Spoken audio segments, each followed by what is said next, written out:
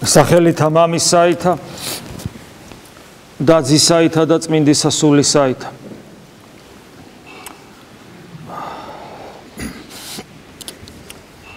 აი მარხვა დასრულდა და უკვე პირველი კვირა დღეა მარხვის მერე. რამდენიმე დღე გავიდა შობის დღესასწაულიდან და ყველამ თუ არა ნაწილმა მაინც ჩვენ თავზე გამოვცადეთ თუ რა ძლიერად მოქმედებს ადამიანზე ქიმიური პროცესები, რომელიც აღესრულება ადამიანში, როცა ის იკვებება. საერთოდ ერთ-ერთმა მრევლის წევრმა ესეთი გაოცებულმაც კითხვა, რომ როგორ მოქმედებსო კაცო საჭმელიო და მოქმედებს საჭმელიც, სასმელიც და სამწუხაროდ ჩვენ ძალიან ხშირად ვაწყდებით საკუთარ თავთან, როცა ვრჩებით მარტო იმას, რომ ჩვენს ეს ქიმიური პროცესები დომინირებს ჩვენს სულიერ ცხოვრებაზე.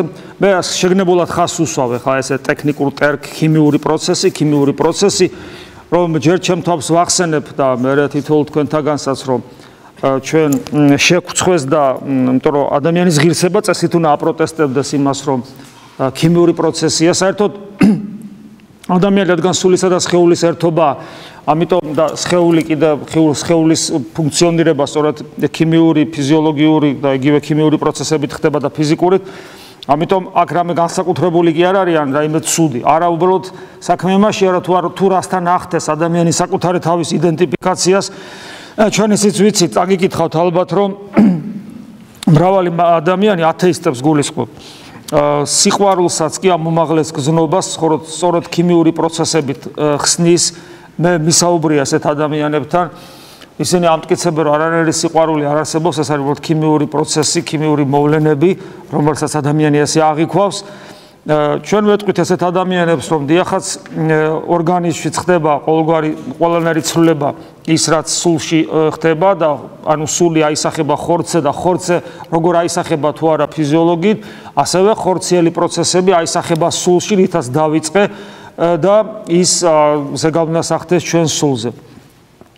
ხოლო სულიერი ცხოვრება კი გვასწავლის, რომ ჩვენი შინაგანი მდგომარეობა არ უნდა იყოს დამოკიდებული არაფერ გარეგანზე, ყოველ შემთხვევაში აქეთ უნდა მართავდეს გარეგანს და დომინირებდეს მასზე და არაპირიქით.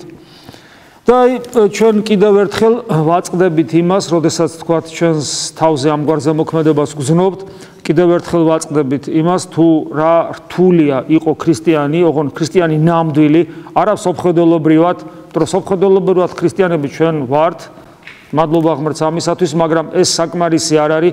ქრისტიანები ვიყოთ ამ სიტყვის დიდი გაგებით, რომელი გაგებითაც თავად უფალი გვასწავლის თუ რა არის რწმენა, რომ ეს არის ღმერთის ჩვენთან ყოფობა, როგორც თქვათ უკვდავი წყაროს წყლისა, საიდანაც მიედინებიან მდინარენი მარადიული სიცოცხლისკენ. ქრისტიანობა ეს არის ყოვლადწმინდა სამების ჩვენში მკვიდრობა და ჩვენი ღმერთში მკვიდრობა, ჩვენი ქრისტეს შემოსილობა, ქრისტეს ჩვენთან მყოფობა და ასე შემდეგ. ანუ ეს არის ის ცოცხალი ურთიერთობა ღმერთთან, რომლის თქვათ გამოხატვა სიტყვიერად არის პრინციპში შეუძლებელი პრაქტიკულად, მაგრამ სამაგიეროდ ჩვენ ვიცით, რომ ეს გამოცდილება უამრავ ადამიანს ქონია და თითოეულ ჩვენთაგანსაც რაღაცა ნასახი, რაღაცა მცირეოდენი ნაწილი ამ გამოცდილებისა მე იმედი მაქვს, რომ ქონია, თორე სხვანაირად შეუძლებელია საათობით იდგე, არც ისე თქვათ სახარბიელო მდგომარეობაში, როცა მით უმეტეს ბევრი ხალხია ტაძარში და ებრძოდა საკუთარ ხორცს, საკუთარ მოთხოვნილებებს, მათ შორის დაღლილობას, შიმშილს, ძილს და ასე შემდეგ და მხოლოდ იმისათვის, რომ ის ვინც იგრძენი ის ვინც განიცადე ერთხელ მაინც ჩვენ ცხოვრებაში, რომ მას კიდევ ერთხელ მისწვდე ისე რომ ხელი აღარ გაუშვა, ასე ვთქვათ. მაგრამ ეს სირთულე, რომელიც ჩვენს წინაშეა, ეს სირთულე გვახსენებს არა მარტო წირვაზე საკუთარ თავს, არამედ როდესაც განმარტოვდებით ხოლმე ერთ-ერთზე უფალთან. Ai ეს ერთ-ერთზე განმარტოვება უფალთან ეს არის სერიოზული პრობლემა საქართველოს მართლმადიდებელი ეკლესიის წევრებისათვის, იერარქიაში მყოფთა თუ ერისკაცთათვის, იმიტომ რომ ჩვენ 70 წლიანმა პერიოდმა, როცა ჩვენ მოვწყდით ყველაფერს აბსოლუტურად, ჩვენ დაგვავიწყა ბევრი რამ ის, რაც აუცილებელია სულიერი ცხოვრებისათვის და ერთ-ერთი ის, რომ პირადი ლოცვა, როცა შენ განმარტოვებით შენს პირობითად სენაკში, იმიტომ რომ სენაკი ბერის სადგომს ქვია და ჩვენ ბერები არა ვართ, მაგრამ პირობითად სენაკში, რომელსაც არსობრივად იგივეა, რაც ბერის სენაკი, როცა შენ განმარტოვებით ხარ უფალთან და როდესაც ჩვენ განსხვავება არ ვიცით, რა განსხვავებაა, როცა ერთ-ერთზე ხარ ღვთის წინაშე წარმსდგარი ლიტურგიკულ მსახურებასთან მსახურებისაგან განსხვავებით, რა განასხვავებს უფალთან ინდივიდუალურ წადგომას ლიტურგიკული მსახურებისაგან. ლიტურგიკული მსახურების დროს ჩვენ შეთანხმებული ვმოქმედებთ, როდესაც ჩვენ გვაქვს საეკლესიო ტრადიციით წმინდა მამების მიერ გადმოცემული ტიპიკონი, ანუ განწესება ლოცვებისა და მათ შორის განწესება იმ უმაღლესი მსახურებისა, რომელსაც მადლიერების, ანუ ევქარისტიის მსახურება ქვია, ასევე მწუხცისკრის, ასევე პარაკლისები და აუჯდომლები, თუნდაც დილა-საღამოს ლოცვები თუ ერთად ვილოცებთ და ასე შემდეგ, როცა ჩვენ ერთად ვლოცულობთ, ეს არის სხვა, იმიტომ რომ აქ ამ განწესებას ვემორჩილებით ყველა. აქ ინდივიდუალური უფალთან ინდივიდუალური ურთიერთობისათვის ნაკლები შესაძლებლობა არსებობს, მაგრამ სამაგიეროდ ეს კომპენსირდება ჩვენი ერთობით, იმიტომ რომ უფალმა თქვა, რომ სადაც 2 და 3 ჩემი სახელით შეიკრებება, მე იქ ვარო, ამიტომ ნუ იფიქრებთ, რომ რადგან ჩვენ ერთად ვართ და ჩვენ ანგარიშს უწევთ ერთმანეთს, ამიტომ საერთო ზოგადი განწესება გვაქვს ლოცვებისა, საერთო ზოგადი ტემპი და მიმდინარეობა, ამით ეს ზოგადი მსახურება, ანუ ლიტურგიკული მსახურება დაკნინებულია, არავითარ შემთხვევაში კიდევ ვიმეორებ, ლიტურგიკული მსახურების უპირატესობა ინდივიდუალურ მსახურებასთან არის ის, რომ ლიტურგიკული მსახურების დროს აღვასრულებთ უფლის მოწოდებას, ცნებას, რომ ჩვენ მისი სახელით შევიკრიბოთ და უფალი კვირდება და გვისრულებს და იგი ჩვენთან არის და განსაკუთრებულად ეს იგრძნობა ევქარისტიული, ანუ მადლიერების, ანუ მსახურების დროს, ანუ წირვისას, როდესაც ჩვენ ყველაფერთან ერთად, აი ამ ერთად დგომასთან და უფლის ერთად ძიებასთან ერთად ვეზიარებით მის უკვდავ ხორცსა და სისხლს და ამ დროს იგი ძლიერი ენერგიით, მადლით შემოდის თითოეულ ჩვენთაგანში. მაგრამ ინდივიდუალურ მსახურებას თავისი უპირატესობა აქვს, როდესაც შენ ხარ თავისუფალი ამ შემთხვევაში საკუთარ თავს თავად დაუდგენი მწესსა და ტიპიკონს, რომელიც შენს გულსა და სულს ჭირდება და როცა შენ გარინდებული ღვთის წინაშე ერთ-ერთზე ღმერთთან ამბობ მხოლოდ იმას წესით, იდეალში, ახლა მე ვიცი რომ ჩვენ ამ იდეალისაგან შორსა ვართ, მხოლოდ იმას, რაც შენი გულის და სულის მოთხოვნილებაა და გარდა ამისა აიძულებ შენს უწმინდურობით ახსავსე გულს და თავხედგონებას, რომ და მოუთოკავ ხორცს, რომელსაც ესე ყოფნა არ სულს იქ გარინდებული, რომ იყოს ღმერთთან. და ეს არის არა თავისუფლების შეზღუდვა, არამედ ეს არის შენი პიროვნების გათავისუფლება შენი დაცემული ბუნებისაგან და თავისუფლების ზეიმი შენი პიროვნებისათვის. აი ეს არის ძალიან მნიშვნელოვანი და აი ესეთ ურთიერთობაში ღმერთთან შენ ხარ თავისუფალი სიტყვის არჩევანში, რა სიტყვაც შენს გულს და სულს იმ წუთში ჭირდება, იმას ეთქვი, შეიძლება იყოს იძულება შენი მხრიდან გულზე და სულზე, როცა შენ ტექსტს იღებ და კითხულობ იმ ლოცვებს, რომლებითაც წმინდა მამები ღმერთს ესაუბრებოდნენ, იძულება, იმიტომ რომ შენი გულიც გახდეს ისეთი, როგორიც იყო წმინდა მამათა გული და ასევე ეუნები იმას, რასაც გული კარნახობს, ოღონ კარგს და ამის გარჩევაც უნდა შეძლო, რას კარნახობს კარგს, რას კარნახობს არასწორს და შესაბამისად ის უთხრა, რაც შენთვის იმ დროს მნიშვნელოვანია. და როგორც გეუბნებით, იესოს ლოცვა არის ყველაზე ძლიერი გასაღები ამ დროს ყველა მსახურებისა, რაც კი არსებობს, ყველა ლოცვისა, ყველა და მათ შორის ლიტურგიკული მსახურებისა, იმიტომ რომ ვერავითარ წარმატებას ვერ მივაღწევთ ლიტურგიკულ მსახურებაში.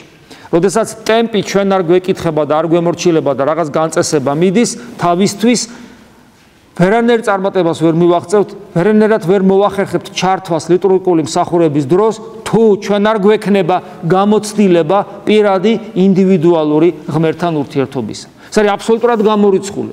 კი, რა თქმა უნდა, მადლი პერიოდულად ჩვენს გულს ეხება, ღმერთი ყოველთვის გვეძებს. ღმერთი ყოველ გულთან დგას, ღმერთი ყოველი ადამიანის გულთან დგას და რეკს, მაგრამ ეს საკმარისი არ არის.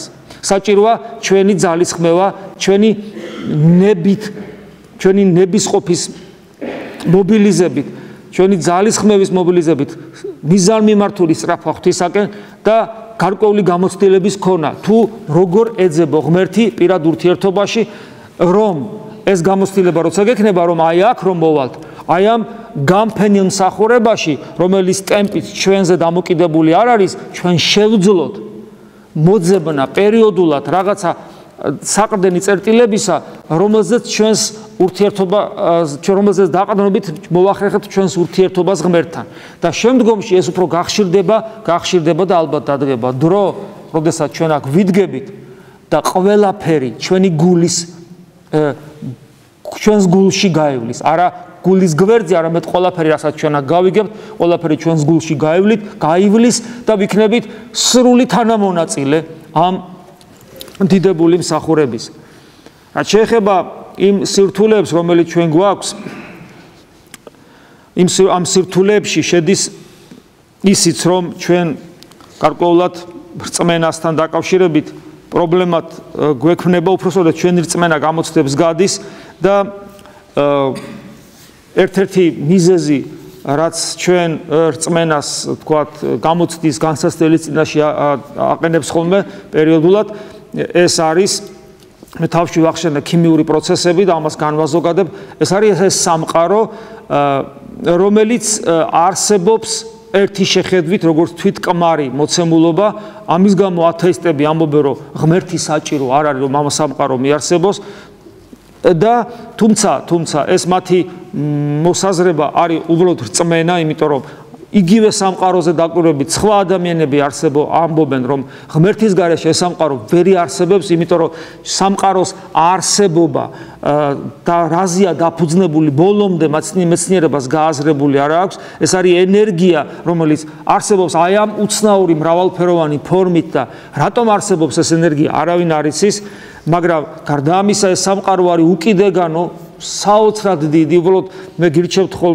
გირჩევთ, რომ პერიოდულად ეხლა დღეს ამის პრობლემა არ არის, იგივე სოციალურ ინტერნეტში, სოციალურ ქსელებში, სადაც თქვენ ნახავთ, თქვათ, სამყაროს აგებულებას ძალიან პოპულარულ ენაზე, არ არის ამისათვის საჭირო ფიზიკოსი იყო, ან თქვათ რაღაც ასტრონომი, უბრალოდ თქვენ ნახავთ სამყაროს აგებულებას, მის გრანდიოზულობას, ისეთ გრანდიოზულობას, რომ აი რომ მოინდომო ჩაწვდა, შეიძლება ტვინი გადაგეწვას ამას, ვერაფერი ვერ გაუძლებს და აი ამ გრანდიოზულობის შემხედვარე, სადაც შენ უბრალოდ არ არსებობ აი ამ მასშტაბებთან მიმართებაში, არ ჩვენ დედამიწა, არ ჩვენი მზეც კი არაფერი არ არსებობს, ისეთი დიდია, რომ ეს უბრალოდ სასაცილოა ეს ყველაფერი, სადაც ჩვენ მყოფებით და ეს ყველაფერი ჩვენ გვეხმარება ბევრ რამეში. რა თქმა უნდა, ათეისტი ამ დამდგუნველი სიდიადიდან ათეისტი აკეთებს დასკვნას, რომ ღმერთი არ არის, მაგრამ მე ეს ამაში ვერ ვხედავ ჯანსაღ ლოგიკას, ვერ ვხედავ. მე უფრო ლოგიკას ვხედავ იქ, რომ აი ამ დამდგუნველი სიდიადის მერე სიდიადის წინაშე კრძალვა გამიშდეს, ისე როგორც მაგალითად ძლიერი სტიქის წინაშე გიჩნდება კრძალვა, მიწისძვრის, ტორნადოს, საშინელი ღელვის, უზარმაზარი მთების წინაშე კრძალვა გიჩნდება, ისეთ სიდიადეს და ისეთ ენერგიას ხედავ ამ სტიქიებში, რომ შენ ხედავ შენ უსუსურობას გარკვეულწილად და მით უმეტესად აი ამ სამყაროს გაანჭრა, რასაც დღეს თანამედროვე საშუალებები გთავაზობენ, რომ ეს როგორია და რამხელა და რა სიდიადეა და აი ამ კრძალვიდან გამომდინარე მე აკვირდები საკუთარ თავს გიკვირს რომ შენ არ არსებობ პრაქტიკულად როგორც ახლა აქ უამრავი მტვრის ნაწილაკია ჩვენ ვიცით რომელსაც ჩვენ ხარ ჩვენ ვერ ხედავთ ამ მზე თუ შემოვა დავინახავ მაგრამ ის მტვრის ნაწილაკი პრაქტიკულად არ არსებობს იმიტომ რომ გიყოფილა გინდა აი ესე ხარ და ესეც არა ხარ და უფრო არაფერი არა ხარ სამყაროში და უცებ აცნობიერებ რომ აი არაფერი ხარ მაგრამ შენ ეს ამ არაფერს შეგიძლია დაინახო ეს ყველაფერი განსჭვრიტო იმსჯელო კანონები აღმოაჩინო რომელთაც ეს ყველაფერი მოქმედებს და არსებობს მე შესაძლებლობის დაგვარად მიწდე მას უფრო მეც და მეც რას დრო გადის და მე მიხვდე რომ აი ამ საუთს მე აღმოჩინო ამაში მშვენიერება და სილამაზე და ჰარმონია მე აღმოჩინო რომ ამ მშვენიერება სილამაზე და ჰარმონიას მხოლოდ შენთვის აქვს აზრი თორე ერთი მთვარე მეორე მზეს რო დაინახავს თუ მესამე ვარსკვლავს რა მნიშვნელობა აქვს არ ცხოველისთვის არ აქვს შენთვის აქვს ამას მნიშვნელობა და მე ეძებ შენ თავს აი ამ ყველაფერში და მე აი ესე ნელ-ნელა მიდიხარ ღვთის აღიარებამდე და მე ხვდები რომ სამყაროს მიზეზიც გამამშვენებელიც აი ამ არსებობის კანონის მიმცემით შემნახველი გადამრჩენელი შემნახველი ესეთ ტერმინი არსებობს ინახავს ღმერთი ანუ ის ენერგიების ეს ფორმები რომლებიც აი ესე არსებობს ღმერთის ძალით არის შენახული საკმარისია ღმერთმა თქვას არა რომ ყველაფერი ქრება წამის ყოფაში დღეს კი საუბრობენ აბა სამყარო რამდენი 1000 წლეულის პერიოდში იქონებოდა და მიდის დავა და ეს დავა საერთოდ სასაცილოა აი კითხო რა დავსვათ რო გაქრეს სამყარო რამდენ შეიძლება გაქრეს ნუ მილიარდობით წლები ჭირდება რომ გაქრეს იმიტომ რომ ეს ფართოვდება მე რაღაც მომენტში ისევ გაჩერდება მე დაიწყებს შეკუმშვას ისევ მილიარდობით წლები და ბოლოს გაქრება როგორც არაფერი არ იყო ისევ არაფერი გახდება მაგრამ მორწმუნე მიცის რომ ღვთის ნებელობა ინახავს ყველაფერს ამ ენერგიას და იტყვის არა და გაქრება აი როგორც კინოპროექტორს რო გამორთავ კინოში მთელი სამყაროა გადაატრილებ დამთავრდა ყველაფერი მორჩება დაახლოებით მსგავსი რაღაცა ამიტომ ჩვენთვის ეს დროები ძალიან სასაცილოა ძალიან პირობითია ეს მნიშვნელოვანია იქ სადაც ღმერთის გარეშე განვიხილავთ და შეიძლება ეს კანონები ჩვენ მე რომელსაც ღმერთის გარეშე განვიხილავთ ჩვენ ამას ვიყენებთ გჭირდება მაგრამ როდესაც ჩვენ ამ ყველაფერს ღმერთთან ერთად განვიხილავთ რა დროზეა ლაპარაკი წამის ყოფაში შეიძლება გაჩნდეს წამის ყოფაში შეიძლება გაქრეს ისე როგორც თქვა მანქანას ვატარებ მე მანქანას ვატარებ და მთელი არსებით ჩართული ვარ მის მართვაში მაგრამ მე ამავე დროს ვიცი რომ თუ მწამს ღმერთის გარეშე მე მშვიდობიანად ვერ მივა იმიტომ რომ მე უამრავი მაგალითი ვიცი როდესაც უბედურება ხდება ხანდახან აბსოლუტურად დაუმსახურებლად თითქოს იმიტომ რომ ძღოლი არაფერ შუაში არ არის ამიტომ მე დამოკიდებული ვარ სახთო განგებულებას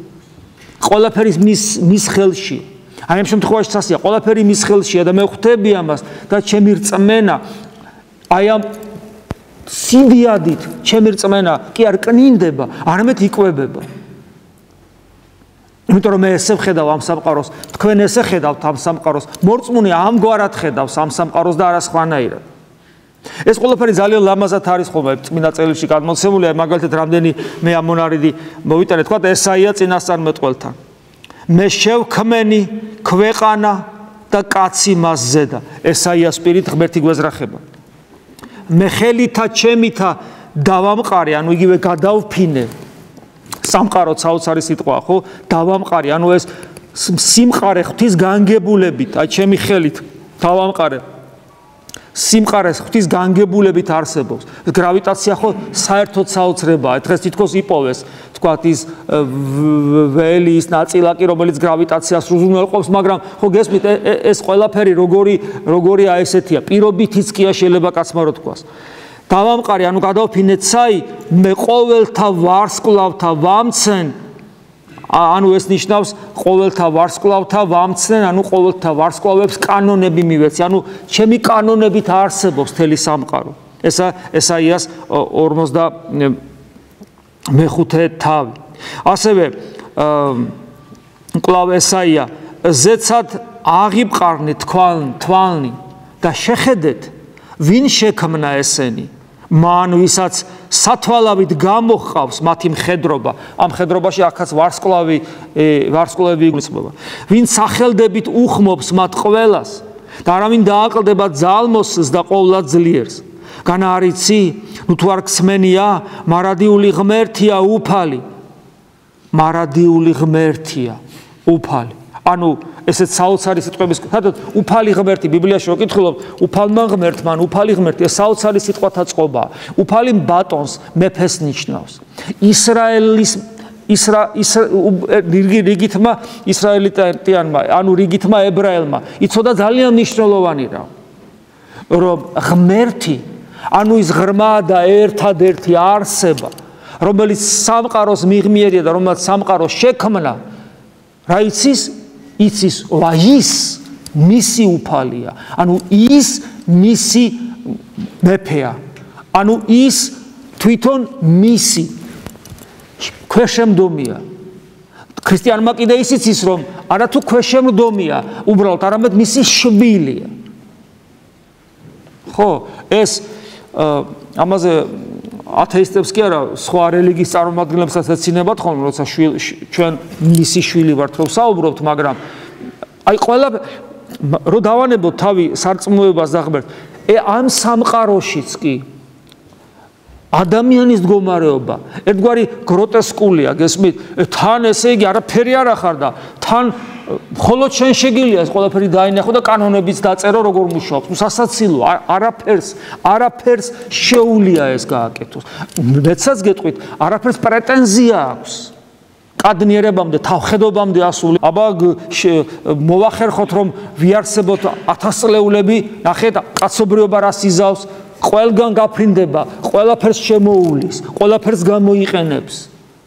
ნახეთ რა საოცრებაა და ამ დროს ხო და აი აქ ეს გროტესკია ზუსტად, იმიტომ რომ არაფერია, იმ ტრის ნაწილა კი ესე ბობოქრობს. ხო და ეს მატერიალურ სამყაროში ადამიანის მდგომარეობა ასე უცნაური თუა.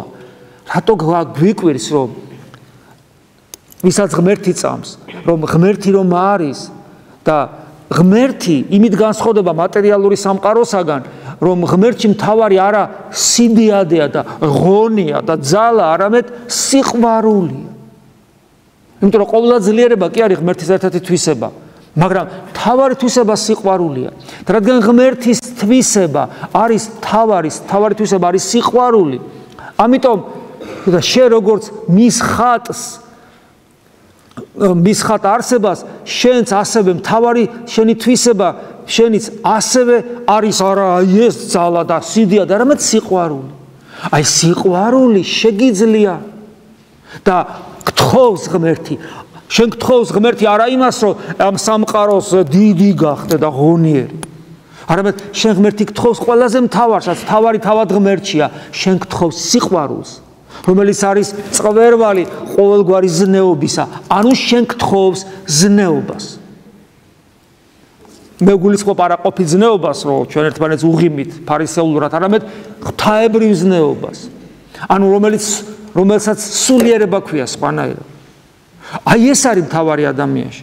ამიტომ ჩვენ თუ მატერიალისტებს არ უკვირთ თავისი ესეთი ამბიცია, მე არა ის თulis რომ ტრის ნაწილაკია, მაგრამ ამ დროს ამბიცია. ქრისტიანი არ თulis რომ ტრის ნაწილაკია. ქრისტიანი თulis რომ შვილია და მაშინ ჩაგვითვლიან ამას ამბიციად, რომ ჩვენ ღმერთთან მყოფობა არა თუ უბრალოდ გსურს, არამედ შეგვიძლია და ღმერთსაც უნდა და მნიშვნელოვანია ღმერთისათვის ეს. გესმით? აი ეს არის, ამიტომ ჩვენს აქ პრობლემა იცით რაშია? აქ პრობლემა ადამიანობაშია. ათეისტიც და მორწმუნეც დგება აი ამ პრობლემის წინაშე. ადამიანი ამ სამყაროში ადამიანს რა უყოს არ იცის. იმიტომ რომ ადამიანი აშკარად კონტექსტიდან ამოვარდნილია, მას ჩინელები ამბობდნენ, ყველაფერი კანონზომიერი ერთი ადამიანია, რომელიც ურევს. ადამიანი ბევრი არაფერი არ არის, ერთი ბეწვია ცხენში, ცხენი გარბის და ცხენის კუდის ერთ-ერთი ბეწვი შეიძლება იყოს. მაგრამ პრობლემა ისე რომ მას აქვს თავისუფლება და აი ამ ჰარმონიას ხელს უშლის. ანუ პრობლემა ადამიანი, რომელიც ამ კონტექსტში ვერ ჯდება. ვერც ათეისტურში და ვერც ღვთაებრივში, მაგრამ ღვთაებრივში მეტად ჯდება. იმიტომ რომ გეუბნება ქრისტიანობა, რომ შენ მისი შვილი ხარ. ამიტომ მეტაჯდები, იმიტომ რომ მიუხედავად იმისა, რომ ვერ ხარ, არ გავხარ, აბა ვინა ვგავართ ღმერთს, ზნეობრივი თვალსაზრისით ვამბობ, ჩვენ შესაძლებლობა გვაქვს მას დავემსგავსოთ. ესე იგი, აი ესეთი ღმერთი ასეთ ღმერთზე საუბრობს ესაია და მე აგძელებს, ნუ თუ არ გსმენია, მარადიული ღმერთია, უფალი ქვეყნის კიდეების შემქმნელი, არ იღლება, არ იქანცება, მიუწვდომელია მისი განგება. მიუწვდომელია მისი განგება. დიახაც მიუწვდომელია. მისი განგება კი არა, კაცო, აი ნებისმიერი ადამიანი რო ავიღოთ, რომელიც რაღაც ქმედებებს ჩაასდის. მისი განგება მიუწვდომელია. წლობით ცხოვრობენ ერთად, ცოლ-ქმარი და ცოლს ქმრისა ვერ გაუგია, ქმარს ცოლისა ვერ გაუგია. შვილები გააჩინეს, გაზარდეს და შვილებისა ვერ გაუგია. ადამიანის შინაგანი სამყაროა მიუწვდომელი და არ უნდა გვიკვირდეს, რომ ღვთის განგება მიუწვდომელია. რატო ვამბობ ამას? იმიტომ რომ მოვა ადამიანი და მეუბნება, მამა, მე მინდა გავიგო რა არის ღვთისნება. რა მაგარია. წარმოიდგინე, შენ გვერდზე ადამიანი გყავს თელი ცხოვრება, იმის ნება არ იცი და ღვთისნება მოინდომე გაიგო. საკუთარი ნებაც კი არ ვიცით ჩვენ. ეს ყველაფერი დიდ საიდუმლოებებს ეხება, იმიტომ რომ ის რაც ჩვენ გვაინტერესებს ნება, ამ შემთხვევაში ის ხორციელი ნება კი არ არის და ბუნებითი, რომელიც თავისი სურვილების და მოთხოვნილების აღსასრულებლად მიისწრაფის, არამედ პიროვნული არჩევანი და პიროვნება არ ჩანს, ხელს ვერ მოკიდებ. ხელს ვერ მოკიდებ, ის ბუნებით რეალიზდება, ბუნებით ავლენს თავს, მაგრამ ვერსად ვერ მოკიდებ ხელს. და ეს საიდუმლოებრივი რეალობა, რომელიც ღვთაებრივიდან მოდის, მისი ნების გაგება ესე იოლი არ არის და რაც შეეხება ღმერთის პიროვნების გაგებას. ყველაზე მაქსიმალურად ღვთის ნება ჩვენთვის განცხადებული. რა შემთხვევაში იქნებოდა? ღმერთს რო პირდაპირ ეთქვა. როგორ ეთქვა ღმერთს პირდაპირ ჩვენთვის? აბა როგორ? რანაირად? ჩვენ არა გვაქვს ის ორგანო, რითაც ღმერთს მოусმენთ. ან მკვდარია, ან მიძინებულია. მოვიდა ადამიანად. ანუ გესმის, თარჯიმანიც კი არა, წინასწარმეტყველი თარჯიმანია. არა, თვითონ მოვიდა. თვითონ გითხრა, რა არის მისი ნება. თვითონ. ხო ხვდებით ამას რატო უსვავ ხას? იმიტომ რომ ეს ყველაფერი გვიწერია. და ჩვენ და არავინ არ თქვას, რომ რადგან გვიწერია, ის რაც მან თქვა, ეს ადვილი გასაგებია, ეს ადვილი გასაგები არ არის. იმიტომ რომ ნებისმიერი ჭკვიანი, გონიერი, ბრძენი ადამიანის გამონათქვამს მთელი ინსტიტუტები მუშაობენ და იკვლევენ, რა თქვა ამ ადამიანმა, რა იგულისხმა. და რატო ვფიქრობთ, რომ ღმერთმა რაც თქვა ადამიანური ბაგეებით, იმის გაგება ადვილია. ამიტომაც არის, რომ ვამბობთ, ვიკითხოთ. მე ამ კითხვაში რაღაცა წესის, ფორმალურ წესის შესრულებას კი არ გულისხმობ. მე ამაში ვგულისხმობ მუდმივ კავშირს, შინაგანს, სულიერს, კავშირს წმინდა წერილთან. იმიტომ რომ ჩემი სიტყვები სულიაო, ანუ ჩემი სიტყვები ენერგია უფალი ამბობს. ამ ენერგიასთან, საღვთო ენერგიასთან მადლიქვი ამას, აი ესე ხალხურად ლამაზად, აი ამ ენერგიასთან მუდმივ კავშირს გულისხმობ. იმიტომ რომ ეგების ერთხელაც რაღაცა მოხდეს ჩვენში. ნელ-ნელა ჩვენი ცნობიერება, ჩვენი არსება გაიჟღინთოს, გაიმსჭვალოს ამ საღვთო ენერგიით. ამიტომაც არის სულ რომ ვითხოვთ, რომ მუდმივი კავშირი წმინდა წერილთან, რომ ვიცოდეთ მისი ნება, არა ზოგადად ვიცით, რომ ყველას ცხონება უნდა, კონკრეტულად ჩემთან.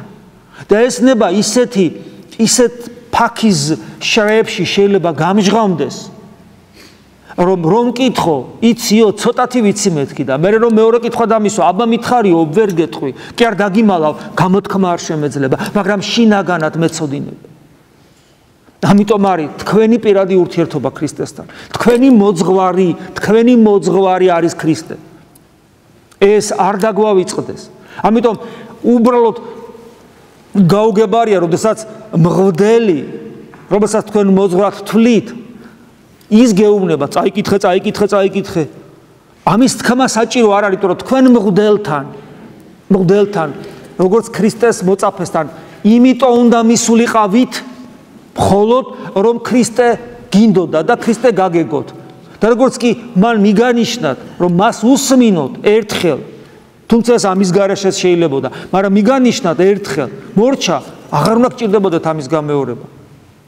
მერე უკვე ჩვენ შორის უნდა იყოს ის საიდუმლოებრივი ურთიერთობა, რასაც მღვდლობის საიდუმლოება ქვია. ეს საიდუმლოება ჩვენს ურთიერთობაში აღესრულება. თუ ადამიანი ამას ვერ მიხვდება და ვერ გაიგებს, ერისკაცი, მას პრობლემა ექმნება სულიერ ცხოვრებაში, რა როლს ასრულებს მღვდელი მის ცხოვრებაში, სულიერ ცხოვრებას გულისხმობ, იმიტომ რომ ამ შემთხვევაში მღვდლობის საიდუმლოება თან შეხებაშია. ასევე თავად მღვდელი თუ ვერ გაიგებს რა არის მღვდლობის საიდუმლოება მისთვის პირადად, პიროვნულად, ისიც პრობლემის წინაშე დადგება. ეს არის დიდი საიდუმლოება, რომლითაც ღმერთი არის ჩვენთან. ღმერთი არის ჩვენთან, ქრისტე არის ჩვენთან. იმიტომ რომ ეკლესია წარმოუდგენელია სამღვდელო იერარქიის გარეშე და სამღვდელო იერარქიას ქრისტემ გადასცა თავისი ძალაუფლების ნაწილი, მაგალითად მიტევება, არ მიტევება, მაგალითად ევქარისტიის აღსრულება, მაგალითად ნათლისღება, მირონცხება და ასე შემდეგ.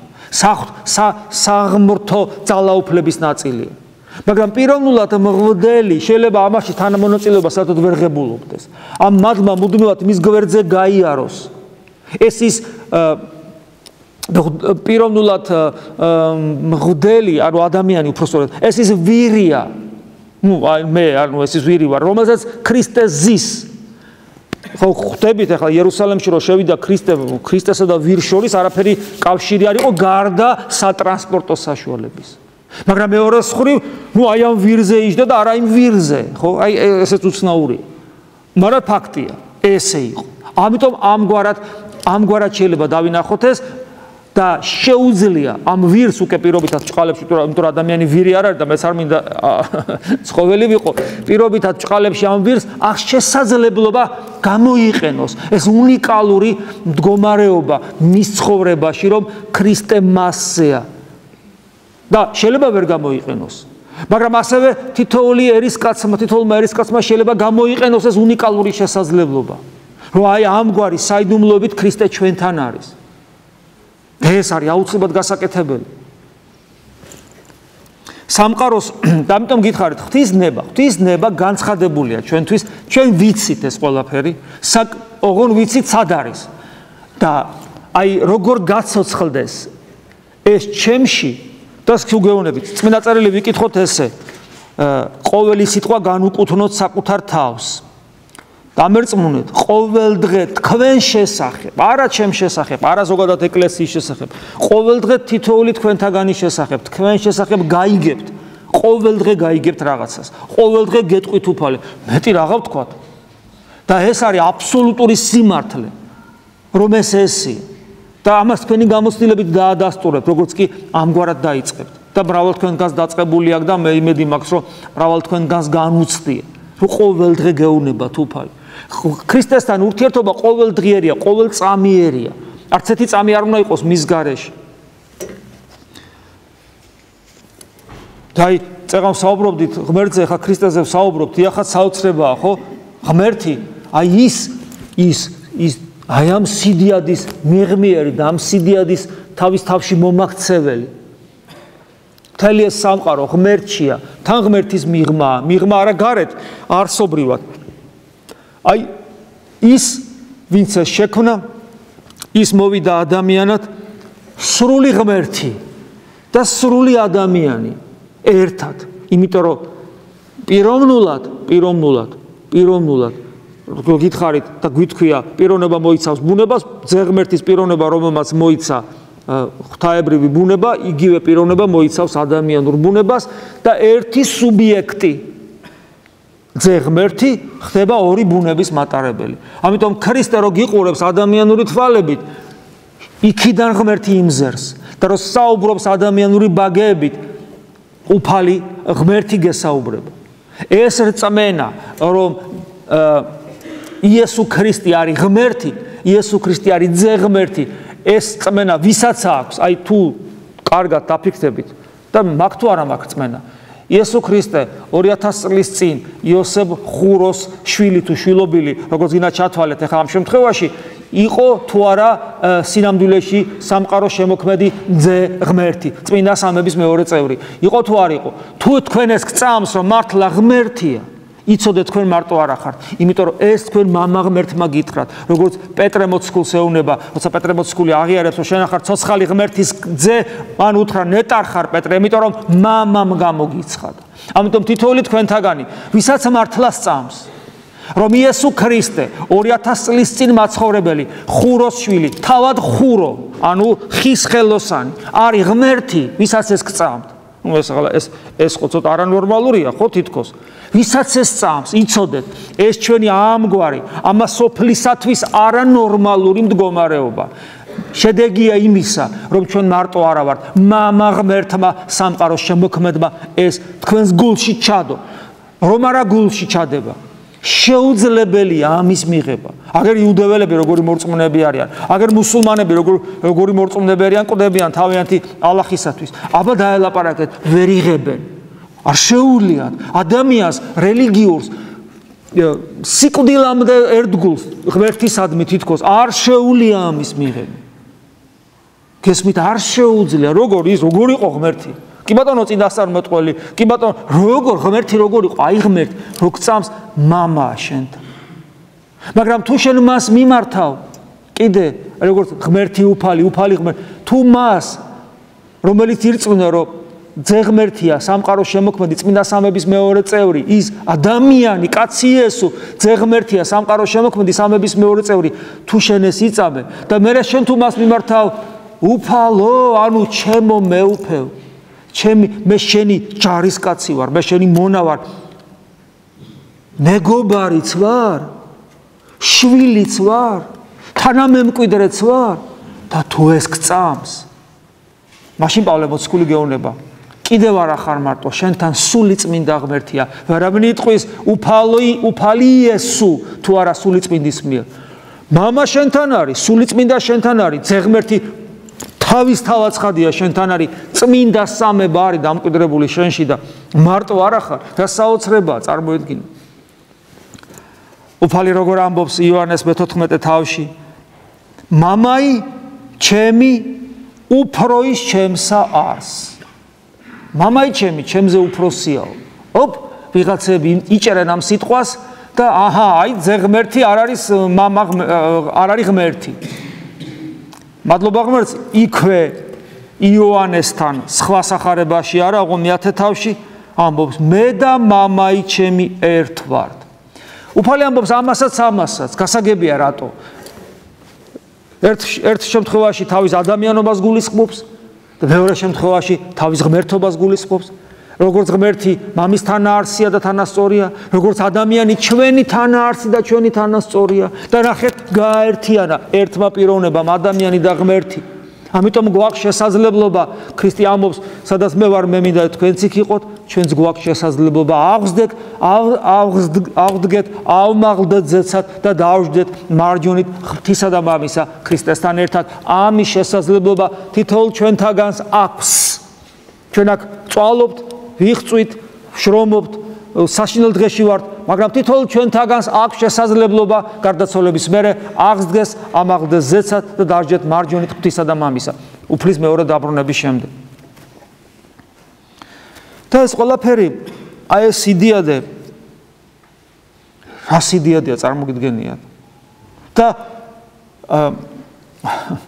დაუჯერებელი სიდიადე, აი მახსენდება მოციქულები, ესე იგი, რამდენჯერ უთხრეს, ხო მოციქულებს, კოჩო აღდგა, იქ, ესე იგი, მენესაცხრელება დედება ნახეს, იქ პეტრემ დაადასტურა, იაკობმა, ლუკამ, კლეობამ, არ ჯერა. მე რომ მოვიდა უფალი, დახშულ კარებში რომ შემოდოდ უყურებენ და არ ჯერათ. იძულებულია უფალი ხელი შემახეთ, თევზი შეჭამა, რა შეჭირდებოდა მას ახლა თევზის ჭამა. არ ჯერათ რატომ არ ჯერათ? მიზეზი რა არის? არ უნდოდათ? ნამეტნავი სიხარულისაგან. ანუ ეს ისეთი ბედნიერებაა, რომ როგორ შეიძლება ასეთი ბედნიერების ღირსი ჩვენ ვიყოთ? აქაც იგივე შემთხვევაა, აი შეიძლება რომ ჩვენ ესეთი ბედნიერების ღირსი ვიყოთ, რასაც ახლა ჩვენ საუბრობ. რომ დადგებათ, რომ როცა ჩვენ აღდგებით, ავმაღლდებით ზეცად და დავждებით მარჯვნით ღვთისა და მამისა ქრისტესთან ერთად. წარმოგიდგენიათ, აი ჩვენ, ხო გესმით, ახლა აი რა დღეში ვარ. აი ეს იმდენად დაუჯერებელი სიხარულია, დაუჯერებელი ბედნიერებაა, რომ აი ამასაც სარწმუნოებრივი გმირობა ჭირდება ესო დაიჯერო. ეს რომ თორე ახლა ისეთი 64-ია, ნუ კაი უკვდავება, ნუ გარდაცვალების მერე რაღაცა რეალობა ჩემში წავა და გადასახლდება იქ და იქ ნეტარებაში იქნება. ნუ აქ ლოგიკა კიდე სადღაც არის. იმიტომ რომ ღმერთმა შექმნა ეს სამყარო, ღმერთმა შექმნა მიღმიერი სამყაროს და ჩემი უკვდავი სული მიღმიერ სამყაროში გადასახლდება და როგორღაც მოვახერხებ იქ ნეტარებას, იმიტომ რომ მე ამით ღმერთი დამას აჩუქრებს, იმიტომ რომ მე მის ცნებებს ვასრულებ. ეს გასაგებია კიდე ლოგიკა. აი ის, რასაც ქრისტიანობა გეუბნება. ვიმეორებ გარდაცვალების მერე, როცა უფალი დიდებით დაბრუნდება, თითოეული ჩვენთაგანი აღსდგება, ამაღლდება ზეცად და დაждდება მარჯვენით ღვთისა და მამისა. გესმით ეს რაზეა საუბარი? მაგრამ სხვანაირი ქრისტიანობა არ არსებობს. აი ეს არის ქრისტიანობა. და ნამეტანავი სიხარულისაგან და ბედნიერებისაგან ძნელი ამის დაჯერება. ამიტომ ამ დაჯერებასაც რწმენის გაცოცხლება ჭირდება. და აი ეს ყველაფერი დაიწყო სწორედ აი სულ ახლა ხარ როცა რაც ვიზეიმეთ, ეს არის შობის დღესასწაული და ამიტომაც არის მე შობაზეც გითხარით რომ ჩვენ ძალიან ხმაურით ხვდებით ხოლმე ამ დღესასწაულს და ახლა ამაში ერთის მხრივ ცუდი არაფერია, იმიტომ რომ გვიხარია და ხმაურობთ. გასაგებია. მაგრამ სინამდვილეში შობის დღესასწაული ძალიან ფაქიზი და ძალიან მშვიდია. თავისი არსით, ნახეთ როგორია, უფალი ხმაურით არ მოდის. კი ბატონო, გავიხაროთ, მე სიხარულის წინააღმდეგი არაფერი არ მაქვს, ოღონდ ამ სიხარულის ორომტრიალში არ დაგვავიწყდეს. თუ სინამდვილეში უფალი როგორ მოვიდა? ხმაურით არ მოსულა. მოვიდა ძალიან ისე ჩუმად მოვიდა, რომ აი ყველაზე ფაქიზი ყურიც კი ვერ გაიგონებდა და ყველაზე მახვილი მზერაც ვერ დაინახავდა. სადღაც პროვინციაში სადღაც გამოქვაბულში, ცხოველთა სადგომში, უღარიბეს სიტუაციაში, სადღაც ისე მოვიდა, მარტო ანგელოზებმა გაიგეს, ადამიანმა ვერ გაიგო, როგორ გაიგებდა ადამიანი. მერე ანგელოზებმა ვის უთხრეს? ვის? წყემსებს, დიდი ამბავი წყემსებს უთხრეს. კი ბატონო, აგერ იქ გაიგეს მოგვებმა. ისინი წარმართები არიან, რაღაცებს ჩხიბაობენ და უცებ რაღაცა ნახეს, გაოგდნენ და სოფლიო მოლოდინი იყო. ხსნელის დაბადებისა, ეს სოფლიო მოლოდინი იყო. და აი ამ მოლოდინიდან გამომდინარე, რაღაცა ესეთი პატარა გამოცდილებიდან გამომდინარე, მე როგორც ამბობენ, ეს ჩვეულებრივი ვარსკვლავი არ იყო, იმიტომ რომ ხან ჩდება, ხან ქრება, ხან მოძრაობს, იქ სახლს დაადგება, როგორ დაადგება ჩვეულებრივი ვარსკვლავი სახლს, როგორ სახლზე ვარსკვლავი როგორ მიანიშნებს. მაგრამ ფაქტია, რომ წარმართებს მათენაზე ელაპარაკება უფალი და მოდიან და ისინი კი ეუნებიან იროდის, ისინი კი ეუნებიან იერუსალიმს. თუ რამე ხმაური მოხდა და ორომტრიალი, მხოლოდ სისხლი და უბედურება. დღეს არის 14,000 მოწყვეტილი ჩვილის ხსენება. ხოთასორის იერუსალიმში რომ მომიწია ყოფნა, იქ არის ეს ადგილი, სადაც ეს ჩვილები დახოცეს, ნუ ის დიდ ადგილას მოხდა, მაგრამ ერთი ადგილი ალბათ. და იქ არის ძალიან ბევრი საძვალი ამ ჩვილების. და იცით რა მძიმე სანახავია? პატარა ჩვილი ბავშვის პატარა ჩონჩხის ნაწილები და ძვლები. უამრავი. ისეთი მძიმე სანახავი, პატარა, ყველაფერი ძალიან პატარა. და აი ამგვარი უბედურებით, კი ბატონო, ასეთი ხმაური გამოიწვია. მე აღარ გიკვირს რომ წყემსება და არა დიდგვაროვნებმა სულ და მუდა. უფალი ასე მშვიდად მოდის, წყნარად მოდის, ჩუმად მოდის. მაგრამ აი ამ სიჩუმეში, აი ამ სიმშვიდეში, რომელიც ბოროტმა იროდიმ აურია, ესეც მნიშვნელოვანია, აი როგორ არის ხო ადამიანის უკეთური ნება, როგორც კი ძალაუფლება, როგორ უპირისპირდება, იმ წამსო როგორ უპირისპირდება ქრისტეს. და ეს ყველაფერი ისე შვიდად, ისე ჩუმად, ისე ფაქიზად.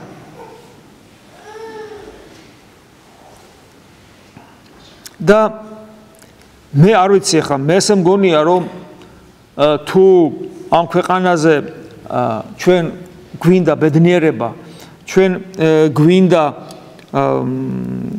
ბედნიერება და ჩვენ გვინდა ვიყოთ სიმართლეში, სიკეთეში, სიყვარულში, ჩვენ ხო ვიცით რომ აი ადამიანის სიმართლე როგორი სუბიექტური რამ არის ხო თითოეულ ჩვენთაგან ჩვენი სიმართლე აქვს ჩვენ ვიცით ეს რას იწვევს სამყაროში ცოლ-ქმარი ჩხუბობს თავი მართალი გონია ძალ-დედამთილი ჩხუბობს ორივეს თავი მართალი გონია მეგობრები ჩხუბობენ ორივეს თავი მართალი გონია მრევლის წევრები ჩემი სულიერი შვილები ჩხუბობენ ორივეს და სამივეს ხუთივეს მართალი თავი გონია ეს მუდმივი პროცესია ეს მაგრამ კითხვა დავსვათ როგორ მოვახდინოთ ჩვენი სიმართლის კორექცია ხო არ შეიძლება რომ ყველა მართალი იყოს მე მithქვავს ადრე ხო აი ძალიან ისეთი მაგალითია ჩემთვის კლასიკური ქრისტეს კლავენ და ყველა პილატედან დაწყებული უბრალო იმ ჯარისკაციდან თუ იმ იუდეველი თქვათ გლეხიდან რომელიც ჯვარსაც უსყვიროდა ყველას რო ჩაეძიო შეიძლება ყველას თან სიმართლე გეპოვა აბა რა უნდა ექნა აბა როგორ უნდა მოქცეულიყო აბა სხვანაირად როგორ იქნებოდა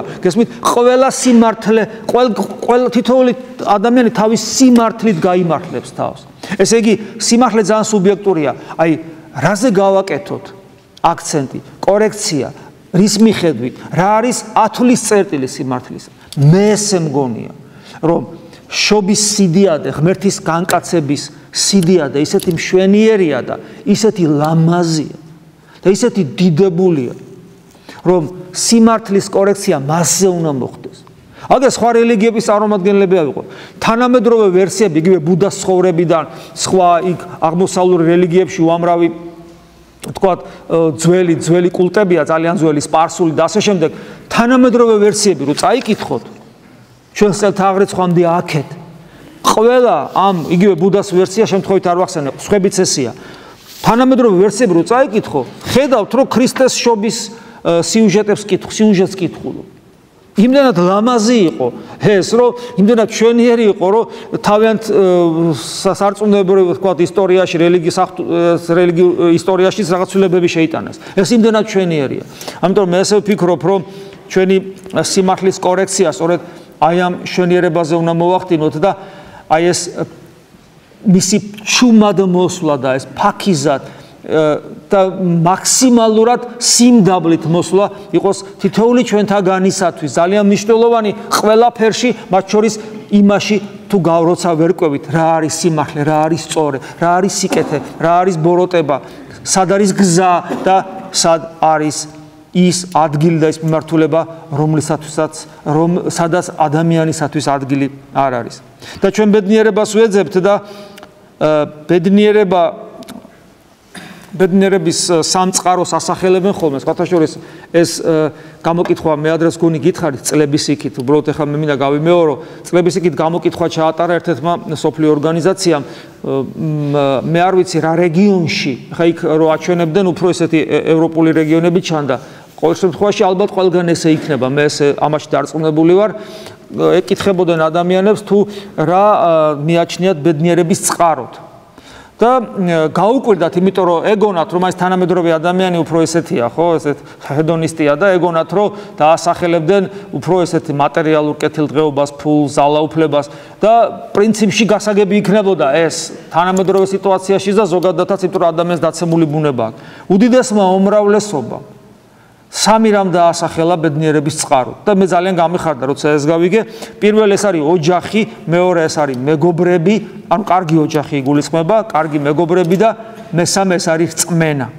ანუ ღმერთი და ეს ძალიან მნიშვნელოვანია და მე დავფიქრდი და აი ქრისტიანობა ანუ ღმერთის განკაცება თითქოს ამ სამივეს აერთიანებს აი ოჯახი რო ვთქვათ მაგალითად ეკლესია რომლის მსგავსი წარმონაქმნი სამყაროში არ არსებობს იმიტომ რომ ეს არის არაუბრალოდ ადამიანთა ერთობა არამედ ეს არის ძეღმერთის პიროვნებაში მოქცეული ერთობა ჩვენ ვეზიარებით რა ქრისტეს ხორცსა და სისხლს ანუ ღმერთის და ეგრეთ პავლე მოციქული ამბობს ეკლესია ქრისტეს სხეულიაო მისტიური ეს ნიშნავს რომ ჩვენ ძეღმერთის პიროვნებაში ვართ მოქცეული ამავე დროს სულიწმინდა ღმერთი მოდის თითოეულ ჩვენთაგანთან და ჩვენს პიროვნულ აბსოლუტურ უნიკალურობას და თავისუფლებას უზრუნველყოფს.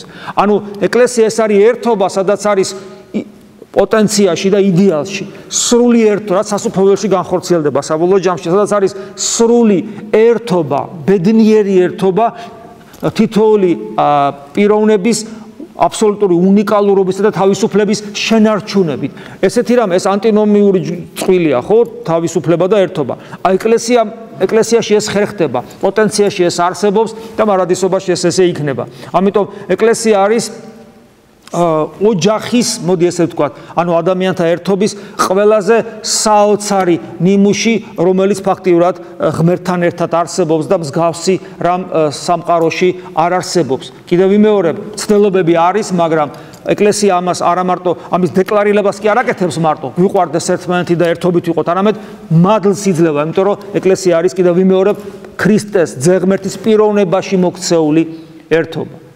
და ამავე დროს ქრისტიანული ოჯახი, რომელიც ითვლება ეკლესიის ცოცხალ უჯრედად.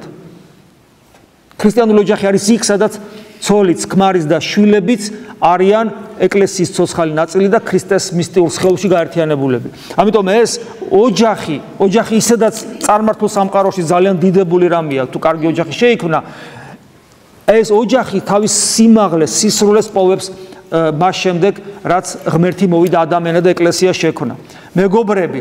მეგობრობა ყოველთვის არსებობდა, იმიტომ რომ ადამიანი ყოველთვის ღვთის ხატია და ამის გარეშე არ არსებობს, მაგრამ მეგობრობა სიყვარულის ნიმუშად წარმოაჩინა უფალმა, იმას დიდი სიყვარული არ აქვს, არავის ვინც თავი თვისი დადოს მეგობართათვის, უფალი ამბობს. მე ამბობს უფალი, რომ თქვენ მეგობარნი ჩემნი ხართ და მე გვასწავლებს ახალ მცნებას. ახალ მცნებას უწოდებს სიყვარულს, როგორ სიყვარულს. იმ სიყვარულს ანუ ახალ მცნებას ახალს მოგცემთ თქვენ იყვარებოდეთ ურთიერთარს, ვითარცა მე თქვენ შეგიყვარეთ. ქრისტეს სიყვარული ადამიანისადმი არის უნიკალური, განსხვავებული ყველა სხვა სიყვარულისაგან. ეხლა ეს სხვა თემა აღარ ჩაუღმავდები და ეს ყველაფერი უკავშირდება მეგობრობას. მეგობრისადმი დამოკიდებულება არის ნიშანი ჩვენი სიყვარულისა და ეს ნიშანი ხასიათდება ერთი ნიშნით, სრული თავგანწირვა. ოღონ ეს თავგანწირვა და ეს სიყვარული არის ახალი მცნება და თვისობრივად ახალი. რატომ? იმიტომ რომ აქ საუბარია ნიმუშად მოგცა უფალმა არა ადამიანისადმი სიყვარული და ერთგულება, არამედ ღმერთის ადამიანისადმი სიყვარული და ერთგულება. და რადგან ღმერთია ჩარეული, ამიტომ ეს სიყვარული განსაკუთრებული. და მესამე ეს რწმენა, რომელიც ქრისტიანობაში რა თქმა უნდა ასევე უნიკალურია, იმიტომ რომ ეს არის არა მარადიული რაღაც გონიერი ძალის არსების ან გამფენილი ენერგეტიკის ან თუნდაც ვთქვათ ცოცხალი პიროვნული არსებისადმი რწმენა და დაჯერება, არამედ ეს არის მის წიაღში მყოფობა, როგორც თავიდან გითხარით და მის წიაღში მყოფობა, რომელიც აქვე იწყება, იმიტომ რომ თავად არის დამკვიდრებული ჩვენში, რა თქმა უნდა, თუ ჩვენ მას ხელი არ შეუშალებთ. ასე რომ ღმერთის განკაცებამ შეცვალა მთელი სამყარო და თითოეული ქრისტიანი თავისი მდგომარეობით, პოტენციაში მაინც არის აბსოლუტურად უნიკალური არსება იმ გაგებით, რომ მასთან არის ღმერთი. ანუ თითოეულ ჩვენთაგანში ეს შესაძლებლობა არსებობს, რომელსაც სამწუხაროდ ჩვენ ვერ ვიყენებთ ისე, როგორც საჭიროა და მე საკუთარ თავსაც ვსურვებ და თითოეულ თქვენთაგანსაც, რომ ეს შესაძლებლობა გამოვიყენოთ. იმიტომ რომ ჩვენ გვევალება არა უბრალოდ მისი გამოყენება, რომ ჩვენ თანამონაწილე გავხდეთ ამ სიდიადისა, არამედ ჩვენ გვევალება ვიყოთ მისიონერნი, ნათელი და მარილი ამ სოფლისა, რათა ჩვენი ეს მდგომარეობა სხვათათვის დასანახი გახდეს. რა მდგომარეობა? ქრისტიანის სინათლეს უნდა ასხივებდეს.